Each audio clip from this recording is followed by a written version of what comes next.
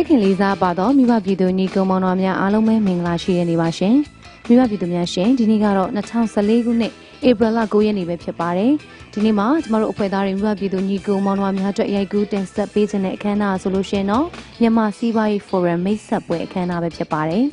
D Cana Guro, Lambro Mune, Me Josa Lama Shide, Yamanangan, Gondamian, Samula Mulong and Shemya, attention UMFCCI Martin Papilonia Webpare. Miwa Bidu Miashin, Dini Cana Maro, Gondamian, Samula Mulong and Shemya, attention UMFCCI Martin Shidunya, Gondamina, the Premier Martin Shidunya, the Renia the Mamia so needs what they are bare. Sure. My name is Charles Schneider. I'm a Senior Operations Officer at the International Finance Corporation. IFC is part of the World Bank Group. We're the private sector arm of the World Bank, meaning we provide financing to the private sector, and we also provide technical assistance in areas related to private sector development, both with companies and for the government, on legal and regulatory reforms. So for the Myanmar Business Forum, we're providing technical assistance to the UMFCCI and eventually to the government on establishing this public-private dialogue platform. We've supported public-private dialogue in over 30 countries around the world. We've worked in this area, in this region, in Vietnam, Laos, PDR, Cambodia. So we hope to bring our experience in setting up these kind of public-private dialogue platforms to Myanmar to help it,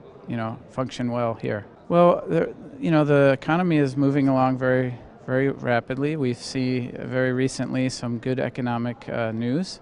But of course, the government is working hard on the reform program, and that means, making it easier to do business for private industry. I think the government is very committed to finding ways to where businesses can operate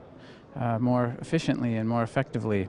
So a business forum like this plays a role in that process because it helps give the private sector a voice and a platform for raising the issues and for keeping a constant discussion going about issues that are being raised. So it's not just raising an issue once or complaining once and then it's all finished. Rather, it's a longer-term dialogue process where these issues will be continuously discussed until a solution is found. Well, reform is never easy. It's especially after many years of having a fairly closed economy. So of course, there are a lot of things to consider, a lot of priority areas to work on. No reform program can do everything at one time, so there needs to be priorities. And again, I think a business forum like this is a way to help the government to set the priorities from the point of view of the private sector. What are the most important things that the private sector needs to have fixed so that they can function well? So I think, the challenge is, with all the reforms going on, which ones can get done,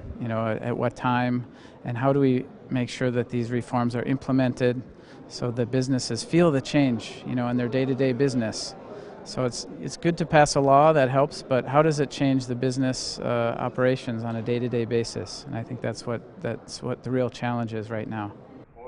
Miwa Bidu Miashin, Dini Cana Ma Solution, Gonde Samula Mulong, then Toma, Dudia Ogata, Uzo Miwanga Nebiro, Amaskapio Jabare.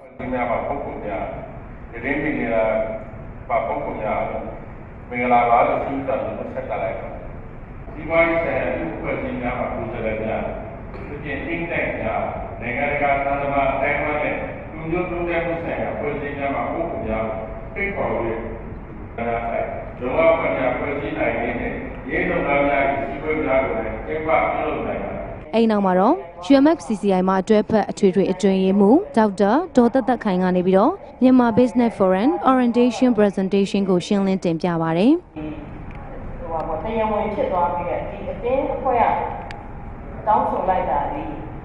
Business community the Pulo coverage so Dika solution Pajamo Yari, Machine, Jamano Apollo, Jamano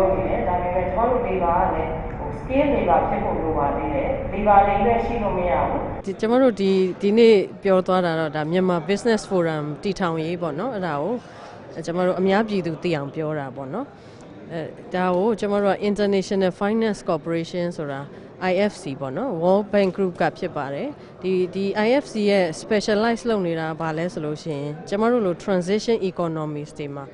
လိုက်ပြီးတော့မှဒီ business forum တည်ထောင်ပေးတာပေါ့နော်ဒီရည်ရွယ်ချက်ကဘာလဲဆိုလို့ရှိရင်ကျမတို့နောက်ဆုံးသွားချင်တာဒီကျမတို့စီးပွားရေးလုပ်နေတဲ့လူတွေပေါ့နော်ဒီစီးပွားရေးလုပ်ငန်းရှင်တွေနော်စီးပွားရေးအဖွဲ့အစည်းတွေကလိုချင်တဲ့ဒီစီးပွားရေးတွေကြီးပွားဖို့လို့အတွက်လိုအပ်တဲ့ဒီ business environment မျိုးပေါ့နော်ဒီ business ဒီစီးပွားရေးအတိုက်အဝန်းစီးပွားရေးပတ်ဝန်းကျင်ကြီးဖြစ်အောင်ကျမတို့ YB တည်ထောင်ရမှာဖြစ်ပါတယ်အဲ့ဒါအတွက်ကိုကျမတို့ကရေရှည်သွားမဲ့ forum ပေါ့နော်များသောအားဖြင့်forum လို့ပြောလိုက်လို့ရှိရင်တစ်နှစ်မှတစ်ခါလုပ်တယ်သို့မဟုတ်တစ်နှစ်မှနှစ်ခါပေါ့နော်ဒါမျိုးလုပ်တယ်လို့ယူဆကြပါတယ်ကျမတို့ကတော့ဒီ MBF ကတော့ကျမတို့ကရေရှည်သွားမှာပေါ့နော်နှစ်လတစ်ခါလောက်တစ်လခွဲတစ်ခါလောက်အစည်းအဝေးတောက်လျှောက်လုပ်ပြီးတော့မှကျမတို့စီးပွားရေးလုပ်ငန်းရှင်တွေရဲ့เนาะဒီ industries တွေရဲ့ကျမတို့ရဲ့ပြဿနာတွေအခက်အခဲတွေအတားအဆီးတွေဘာတွေရှိလဲပေါ့နော်ဘာတွေကိုဝိုင်းပြီးစုပြီးတော့ဖြည့်ရှင်းခြင်းလဲဆိုတော့ဝိုင်းဆွေးနွေးပြီးတော့မှကျမတို့ချင်းချင်းတေချာတဲ့အချိန်ကြမှာဒါနိုင်ငံတော်တင်ပြပြီးတော့မှနိုင်ငံတော်နဲ့ပူးပေါင်းဆောင်ရွက်တဲ့ဒီလုပ်ငန်းစဉ်တစ်ခုဖြစ်တယ်ပေါ့နော် working group ဆိုတာကတော့အဓိကတော့စီးပွားရေးဒီလုပ်ငန်းရှင်တွေပေါ့နော်ပါဝင်ဖွဲ့စည်းထားတဲ့အဖွဲ့ဖြစ်ပါတယ်ဒီလိုဖွဲ့စည်းတဲ့နေရာမှာကျွန်တော်တို့ကစနစ်ကျကျတဲ့အခါကျတော့9ဖွဲ့တယ်ပေါ့နော်ဆိုရင်ကျွန်တော်အဲ့9ဖွဲ့တော့အလွတ်မရအောင်ဖြစ်နေဘယ်လိုလုပ်ရမလဲ9ဖွဲ့ပြီးတော့အဓိကတော့ဒီ9ဖွဲ့ကဒီ9ဖွဲ့ဒီအကုန်လုံးပေါ့နော်ဒီဗမာပြည်မှာရှိတဲ့စီးပွားရေးအကုန်လုံးကိုလွှမ်းခြုံမိအောင်ကျွန်တော်တို့ဖွဲ့တာဖြစ်ပါတယ်တကယ်လို့သေးသေးလေးတွေဒါရှောက်ဖွဲ့အများကြီးဖွဲ့လို့ရတယ်ပေါ့အဲ့လိုကြီးဖွဲ့ပြီးတော့အရေးအတွက်9ခုပဲဖွဲ့ရခြင်းအကြောင်းရင်းကကျမတို့ကဒီအုပ်စုထဲမှာဒီ working groups တွေထဲမှာအချင်းချင်းညှိနှိုင်းတိုင်ပင်ခြင်းအပြင်ကျမတို့တယောက်ရဲ့ concern နဲ့နောက်တစ်ယောက် concern နဲ့เนาะဒီအဖွဲ့အစည်းသို့မဟုတ်ဒီ industry ရဲ့ concern နဲ့နောက် industry concern နဲ့အဲ့လိုမတူညီတာတွေရှိရင်လည်းတခါတည်းကျမတို့သိသွားအောင်ပေါ့နော်ဆိုတူညီတာတွေကဘာလဲဆိုတော့မတူညီတာတွေအများကြီးရှိနိုင်ပါတယ်အဲ့မတူညီတာတွေထဲမှာကျမတို့ကဘာတွေတူညီတာလဲဘာတွေကကျမတို့အကုန်လုံးလိုချင်နေတာလဲဆိုတော့ကျမတို့အဖြေရှာပြီးတော့မှနိုင်ငံတော်ကိုစကားပြောမှာပေါ့နော်နိုင်ငံတော်တင်ပြမှာပေါ့နော်တင်ပြပြီးတော့မှကျမတို့ဘက်ကလည်းဒါအများကလိုလားနေတဲ့အချက်ဖြစ်ပါတယ်ဆိုပြီးတောင်းဆိုမှာပေါ့နော်တောင်းဆိုတဲ့အချိန်မှာနိုင်ငံတော်ကလည်းဒါလိုက်လုပ်ပေးနိုင်တဲ့အတိုင်းတာဖြစ်ရမယ်ပေါ့နော်အဲ့လိုမျိုးလေးသွားမှာပါကျမတို့ကဒီ working group ကအရေးကြီးဆုံးပဲပေါ့နော် working group ဆိုတာတကယ်စီးပွားရေးမှာတကယ်လက်တွေ့လုပ်နေကြတဲ့လူတွေတကယ် practical problems တွေသူတို့မှသိတာလေဆိုတော့practical issues တွေပေါ့နော်ဒါတွေကိုကျွန်တော်တို့ကဖြစ်ချင်တဲ့အခါကျတော့သိချင်တဲ့အခါကျတော့ဒီပါဝင်ပေးကြမှာပဲအောင်မြင်မှာပေါ့နော် working group မှာတကယ်စီးပွားရေးလုပ်ငန်းရှင်တွေကကိုယ့်ရဲ့အခက်အခဲတွေကိုလာပြောကြမှာပဲကျွန်တော်တို့ကဒီထဲမှာမှကျွန်တော်တို့ကအရေးကြီးတာကိုဆွဲထုတ်ပြီးတော့မှတဖြည်းဖြည်းနဲ့ပြင်သွားခြင်းအပြင်ဒါရေရှည်မှာကောင်းသွားမဲ့ဒီ forum တစ်ခုဖြစ်ပါတယ်စီးပွားရေးအတိုက်အဝန်းကြီးကိုကျွန်တော်တို့ပြင်ဆင်တာပေါ့နော်ဆိုတော့လူတိုင်းပါဝင်ဖို့လိုပါတယ်မပါဝင်မဲနဲ့ကျွန်တော်တို့မအောင်မြင်နိုင်ဘူးပေါ့နော်ဒီဟာလေးတီထောင်လိုက်တာနဲ့ကျွန်တော်တို့လိုချင်တာရသွားမှာမဟုတ်ဘူးရေရှည်တကယ်အလုပ်လုပ်ရမယ်ပေါ့နော်နောက်တစ်ခုကကြတော့ကျွန်မရှင်းပြတော့လည်းပါပါတယ်ဒီဥပဒေပညာရှင်တို့လိုစီးပွားရေးပညာရှင်တို့လိုဒီလို expert တွေပေါ့နော်ဒီလို scholar တွေပေါ့နော်ဒီလိုအတိုင်းဝိုင်းနေလဲပညာရှင်အတိုင်းဝိုင်းနေနဲ့လဲကျွန်တော်တို့စီးပွားရေး practitioner တွေနဲ့လဲဒီနီးနီးကပ်ကပ်ပူးပေါင်းဆောင်ရွက်ရမှာဖြစ်ပါတယ်ဟုတ်ကဲ့ကျွန်တော်တို့နောက်ဆုံးသွားမှာ2ချက်ပေါ့နော်နံပါတ်1ကတော့ enabling business environment ဆိုတာဘယ်စီးပွားရေးမဆိုဒီလောက်တာကိုင်းတာရှိပြီးတော့မှအခက်အခဲတွေနည်းပြီးတော့မှဒီတစ်ချိန်ကျရင်ဒီစီးပွားရေးတွေကြီးပွားတိုးတက်တာဖို့လို့အတွက်ကျွန်တော်တို့လုပ်တာပေါ့နော်ဒုတိယတစ်ခုကကြတော့ကျွန်တော်တို့မှာလိုအပ်နေတာတွေရှိတယ်ဥပမာနည်းပညာတွေလိုအပ်တယ်နောက်တစ်ခုကဒီ product အသစ်အဆန်းတွေပေါ့နော်ကျွန်တော်တို့မထုတ်နိုင်တဲ့ product တွေ service တွေပေါ့နော်ဒါမျိုးတွေလိုအပ်တယ်ပြီးလို့ရှိရင်နိုင်ငံတကာကိုကျွန်တော်တို့ပြန်ထွက်နိုင်မဲ့ပြည်တွင်းကနေနိုင်ငံတကာကိုသွားနိုင်မဲ့ဒီ market access ပေါ့နော်ဒီအဲ့ဒါတွေလိုအပ်တယ်ဆိုတဲ့အခါကျတော့ကျွန်တော်တို့ကဘာလုပ်ဖို့လိုလဲဆိုရင်ဒီနိုင်ငံတကာမှာရှိတဲ့ဒီ investors တွေပေါ့နော်ဒါတွေနဲ့ပူးပေါင်းဆောင်ရွက်ဖို့ကျွန်တော်တို့လိုပါတယ်ဆိုတော့ investors တွေလည်းလာကြအောင်ပေါ့နော်ဒီစီးပွားရေးအတိုက်အဝန်းကြီးကိုဒီစီးပွားရေးဝန်းကျင်ကိုကျွန်တော်တို့ပြောင်းလဲချင်တာဖြစ်ပါတယ်မိဘပြည်သူများရှင်အခုဆက်လက်ပြီးတော့ International Finance Corporation World Bank Group Senior Operation Officer Charles Schneider ကနေပြီးတော့လည်းရှင်းလင်းတင်ပြခြင်းကိုပြုလုပ်ပါတယ်ရှင်Vietnam in the late 1990s is very much needed to create that space, for all business firms in the region. Vietnam, Cambodia, Laos, PDR. What is that number? It's close to 50%. So It's a much bigger economy, but a huge stock of investment. 350,000 government workers. မြတ်ပြည်သူများရှင်အခုဆက်လက်ပြီးတော့ကြန့်ရှိနေတဲ့အခမ်းအနားဆိုလို့ရှိရင်တော့အခမ်းအနားမှာတက်ရောက်လာသူများကနေပြီးတော့တဦးချင်းစီအမြင်လိုက်သက်ဆိုင်ရာအသင်းအဖွဲ့များနဲ့တီလိုတာတွေကိုမေးမြန်းခြင်းနဲ့ MBF Task Force အဖွဲ့ဝင်များကပြန်လည်ရှင်းလင်းတင်ပြခြင်းအခမ်းအနားကိုကျင်းပပြုလုပ်တာပဲဖြစ်ပါတယ်ရှင်ဟိုပါပါနော်ဒီရွေးကောက်တင်ပြလို့ပေါ့နော်ဒါကတော့တကယ် capacity ရှိပြီးတော့ဒီလည်းဆွေးနွေးရမှာလို့ပြောချင်ပါတယ်အဲတော့ reference တွေကိုစက်တင်ဘာမှာကျွန်တော်တို့ဆောက်မှပေး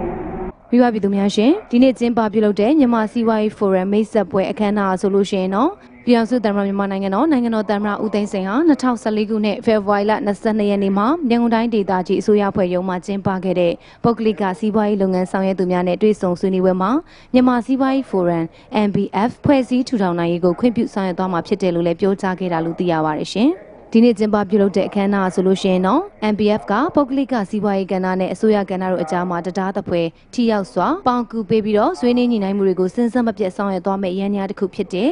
ထပ်ပြီးတော့မြန်မာစီးပွားရေးဖိုရမ်မှာပုဂ္ဂလိကလုပ်ငန်းရှင်ကိုယ်စားလှယ်များပါဝင်တဲ့လုပ်ငန်းအဖွဲ့ Working Group များနဲ့တစ်ဖက်မှာလည်းအစိုးရအဖွဲ့မှလုပ်ငန်းအဖွဲ့တွေပါဝင်ပြီးတော့အမြဲမပြတ်ထိတွေ့ပေါင်းဆက်ဆောင်ရွက်သွားမှာဖြစ်တယ်လို့လည်းသိရပါတယ်ရှင်